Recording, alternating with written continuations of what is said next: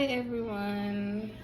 Well, to those who decided to watch my video, I want to say I have a little transparent moment because God's been putting on my heart to share my testimony and journey. I would say dealing with grief and mental health issues. For starters, I was diagnosed with anxiety and depression in 2017. During that time, I was dealing with loss. I lost my dad. I lost my grandma a month later. And up until 2020, I lost 2 grandmas, an aunt, 3 cousins, a granddad. It was all back to back. Dealing with grief, dealing with being a single mom. I'm dealing with trying to get it together. I was dealing with a whole lot during that time. And it was so easy for me to fall in drugs or alcohol, or it might have been sex or whatever the case was. It was easy to fall into all of it. Falling into those things don't help, they don't add, they make it worse. Dealing with grief can also harden you. It can turn you cold. You don't realize how you affect others around you. You can be hurtful. And a lot of times we don't see that because we're so worried about ourselves. But one thing I do want to say, we're dealing with grief. Yes, we might have lost loved ones, several loved ones. You might have lost a dad, a mom, a grandma, a granddad. But I just want to say that during all that, you have to choose you. You have to choose to live because you are still here and you have a purpose. God has you here for a reason, okay? It might hurt. It might hurt so bad and you don't know how you're going to move forward. That's when you have to rely on God. That's when you have to turn to God. Just as easy as it's quick for us to pick up a bottle, a blunt, a pill, pulling up. Let it be just as easy to try God and see where that gets you. Or put it all out on the table. Tell him how you're feeling. Tell him what you're going through. Cry about it. Whatever you got to do to get it out, get it out. Let him know how you're feeling. And you also have to allow him to step in to lead you to the next step. You have to surrender. And that's what I am in life. I surrender.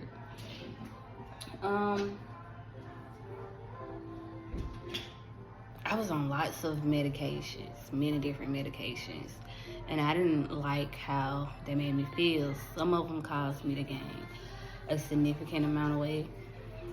Some of them caused my emotions to be all over the place.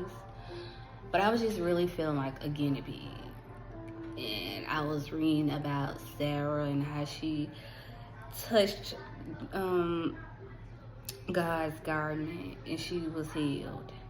And that's something that I held on to because I wanted to be healed. I didn't want to deal with that anymore. I didn't want to go through that. I didn't want to keep trying all these different meds. And I was led to join church, which led me to be baptized. I joined a freedom group at church also because that's something I used to scream all the time. Like, I just want my freedom back. I want to live in freedom. And a lot of times we're so caught up in our minds and we let our minds dictate and control what's not reality, honestly. And I can honestly say choosing God, allowing God to lead, choosing him as my Lord and Savior, that has made a humongous difference. I have seen major difference in my life since choosing God. Now, I'm not saying that I just got it made and I have a perfect life. No, because just as many blessings comes, there are many tests that comes after that to see how much you've really grown, to see what you really gonna do next, And that's what you gotta hold on. You got to use your gift of discernment. You got to resist temptation. It's not going to be an easy journey, but it's going to be a journey that's worth it. For people who has kids, you know, you owe that to your kid to stay here, to be a good parent, to be a present parent. And for those who don't have kids, you still owe that to your family to be present, to be a present family member, to be here. We have people here that love us, and we shouldn't take that for granted. Also, I want to say, as far as mental health, I've contemplated suicide several times. Like, oh my God. I had some really dark times. And my kids were what kept me here. Because I'm like, if I'm all they got and I leave, then I think about what they would go through without me. And that's something I would like for a lot of us to think. Because you may feel like suicide is the way out, but it's not. That will actually put your family through even more trauma. And you don't realize that suicide can be a selfish thing. Because all we worried about is, you know, we just want to escape. We just want to escape. But that is not an escape. That is not the answer. That is not the way. I recently had a cousin who passed away from suicide. And honestly, it hurts.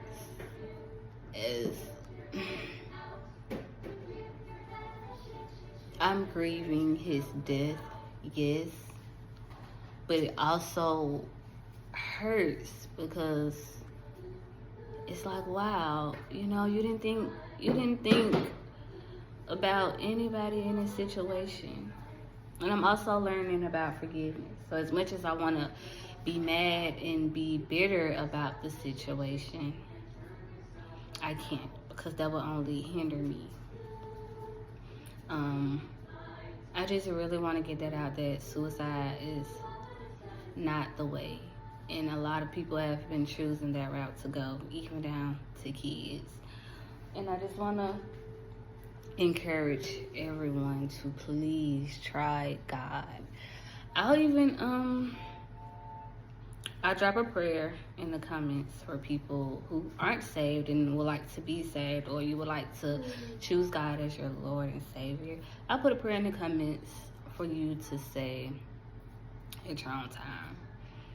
Also, for people who want to turn to God and may be confused, you don't know where to start, you don't know what to do, you don't know how to pray, I want to encourage everyone to download the Bible Chat app. And I'm going to put it in the comments as well.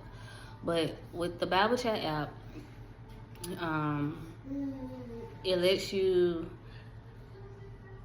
put what you're interested in learning about, or if you're going through anything in life. So if you're dealing with grief, if you're dealing with depression, if you're dealing with financial struggles, whatever you might be going through, it allows you to put that in, so it can give you a weekly devotional shaped around whatever you're going through to help you overcome it. And I love it. I love it so much. They even have groups within the apps that you can join for people with addiction or whatever you may be battling. There are groups where you can join. A lot of people don't realize that there are so many people dealing with the same things, and there are communities out there that'll help. There are people that'll stand with you and that'll walk with you. You just have to be willing to step out there and join those communities. Excuse me.